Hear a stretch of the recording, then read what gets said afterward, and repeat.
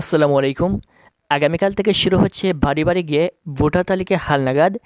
এক্ষেত্রে যাদের বয়স ইতিমধ্যে 17 বছর পূর্ণ হয়েছে সেই সকল ব্যক্তিরা ভোটার তালিকা হালনাগাদে নাম উঠাতে পারবেন। তাছাড়াও যাদের বয়স 18 বছর, 19 বছর কিংবা তার চেয়েও বেশি বয়স রয়েছে কিন্তু তারা এখনও পর্যন্ত ভোটার তালিকা হালনাগাদে অথবা এনআইডি কার্ড পান নাই অথবা নতুন ভোটার হন নাই, সেই সকল ব্যক্তিরাও নতুন ভোটার হতে পারবেন। এক্ষেত্রে যেহেতু আগামীকাল তোমাদের ভোটার তালিকা হালনাগাদ শুরু হচ্ছে, এখানে কী কী ডকুমেন্টের প্রয়োজন হবে এবং সেই সকল ডকুমেন্ট কোথায় পাবে এবং এখানে বেশ কিছু সতর্কতা রয়েছে কীভাবে তারা ভোটার তালিকায় নাম উঠাবে এবং কী কী তথ্য তারা নেবে এবং সেই সকল তথ্য নেয়ার পর পরবর্তীতে কবে ছবি উঠাবে এবং এরপর এনআইডি কার্ড কবে আপনার হাতে দিবে। সম্পূর্ণ প্রসেস নিয়ে আজকের এই ভিডিওতে বিস্তারিত আলোচনা করব।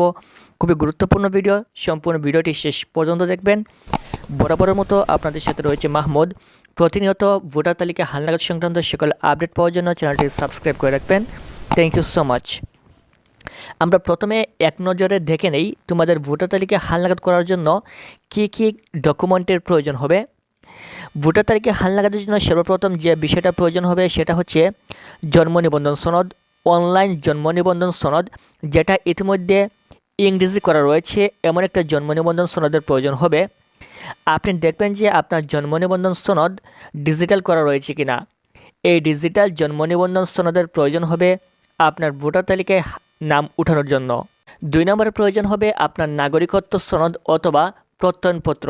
অনেকে এটাকে নাগরিকত্ব সনদ বলে, অনেকে প্রত্যয়নপত্র বলে। যদি আপনি গ্রাম এলাকায় বসবাস করেন তাহলে সেখান থেকে আপনার ইউনিয়ন পরিষদ থেকে আপনি একটি নাগরিকত্ব সনদ নিয়ে আসবেন এবং এটার কপি প্রয়োজন হবে আপনার ভোটার তালিকা হালনাগাদ নাম উঠানোর জন্য। তাছাড়া যদি আপনি শহর এলাকায় বসবাস করেন তাহলে সেখানকার সিটি কর্পোরেশন কিংবা পৌরসভা থেকে আপনি একটি নাগরিকত্ব সনদ কিংবা প্রত্যয়নপত্র নিয়ে আসবেন, যেটা প্রয়োজন হবে ভোটার তালিকা হালনাগাদে নাম উঠানোর জন্য। 3 নম্বরে প্রয়োজন হবে আপনার পিতা, মাতা, ভাই কিংবা বোন যে কোনো একজন অর্থাৎ যে কোনো নিকটাত্মীয়ের একটা এনআইডি কার্ডের ফটোকপি প্রয়োজন হবে আপনার ভোটার তালিকায় নাম উঠানোর জন্য। এর পরবর্তীতে প্রয়োজন হবে আপনার রক্তের গ্রুপ কী, সেটা খুবই গুরুত্বপূর্ণ। যখন আপনার এনআইডি কার্ড তৈরি করা হবে তখন এনআইডি কার্ডে কিন্তু সেই রক্তের গ্রুপটা লেখা থাকে, এজন্য আপনার রক্তের গ্রুপ কী সেটা তাদেরকে জানাতে হবে। এর পরবর্তীতে প্রয়োজন হবে যদি আপনি লেখাপড়া করে থাকেন তাহলে আপনার শিক্ষাগত যোগ্যতা সনদের একটা সার্টিফিকেট প্রয়োজন হবে।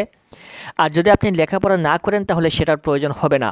মূলত এই সকল কাগজপত্র হলেই আপনি নতুন ভোটার হালনাগাদের নাম উঠাতে পারবেন।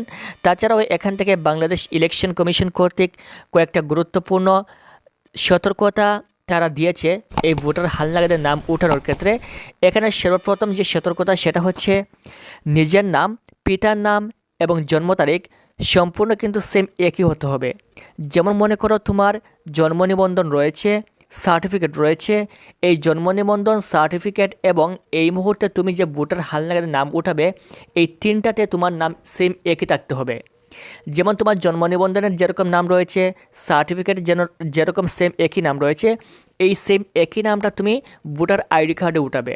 এক্ষেত্রে তোমার সার্টিফিকেট, তারপর হচ্ছে জন্ম নিবন্ধন সনদ, তারপর তোমার এনআইডি কার্ড সব কিছুতে সেম একই নাম থাকবে।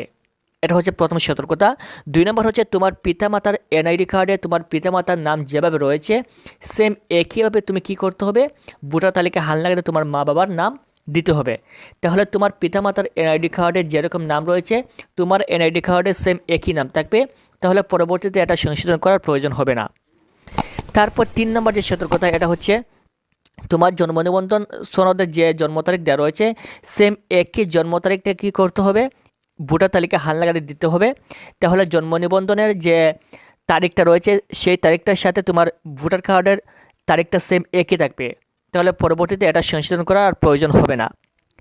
4 নম্বর হচ্ছে স্থায়ী ঠিকানা এবং বর্তমান ঠিকানা যেটা রয়েছে সেটা অবশ্যই দেখে শুনে দিতে হবে। বর্তমানে তোমার যে স্থায়ী যে বাসা রয়েছে, যেখানে তোমার স্থায়ী ঠিকানা রয়েছে সেটা একটু ভালোভাবে বুঝে শুনে দিতে হবে যাতে এটা পরিবর্তন না হয়। অনেকে রয়েছে বর্তমানে এক জায়গায় রয়েছে কিন্তু স্থায়ী ঠিকানা বলে সেই জায়গাটা দিয়ে দেয়, এক্ষেত্রে এটা দিলে হবে না।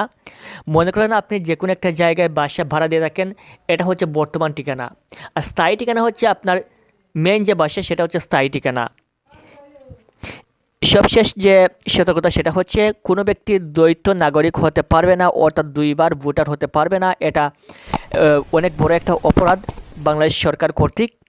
এক্ষেত্রে যদি তুমি আগে ভোটার হয়ে থাকো তাহলে এখন কিন্তু ভোটার হতে পারবে না, কারণ এক ব্যক্তি মাত্র একবার ভোটার হতে পারবে, একটা এনআইডি কার্ড পাবে। যদি তুমি দুইটা এনআইডি কার্ড তৈরি করে ফেলো তাহলে এটা কিন্তু তারা অটোমেটিক বুঝে যাবে এবং দুইটা এনআইডি কার্ড তৈরি করা যাবে না, এক ব্যক্তি একটাই এনআইডি কার্ড তৈরি করতে পারবে। আশা করি বুঝতে পেরেছো। এবং তোমাদের ভোটার হালনাগাদ শুরু হবে 20শে জানুয়ারি এবং শেষ হবে 3 ফেব্রুয়ারি। এই 2 সপ্তাহের ভিতরে তোমাদেরকে ভোটার হতে হবে। এর পরবর্তীতে 5 ফেব্রুয়ারি থেকে পরবর্তী মার্চ এপ্রিল মাস পর্যন্ত তোমাদের ছবি তোলা হবে এবং এই ছবি তোলার 1 থেকে 2 মাস পরবর্তীতে তোমাদেরকে এনআইডি কার্ড দিয়ে দেওয়া হবে। আশা করি বুঝতে পেরেছো। তার মানে তোমাদেরকে এনআইডি কার্ড হাতে পেতে সম্পূর্ণ আনুমানিক 1 থেকে 2 মাস কিংবা সর্বোচ্চ 3 মাসের মতো সময় লাগতে পারে তোমাদের এনআইডি কার্ডটা হাতে পেতে। আশা করি বুঝতে পেরেছ। এই ছিল আজকের ভিডিও। পরবর্তী ভোটার তালিকা হালনাগাদ সংক্রান্ত সকল আপডেট পাওয়ার জন্য চ্যানেলটি সাবস্ক্রাইব করে রাখবেন। ভিডিওটি সম্পূর্ণ দেখার জন্য অসংখ্য ধন্যবাদ।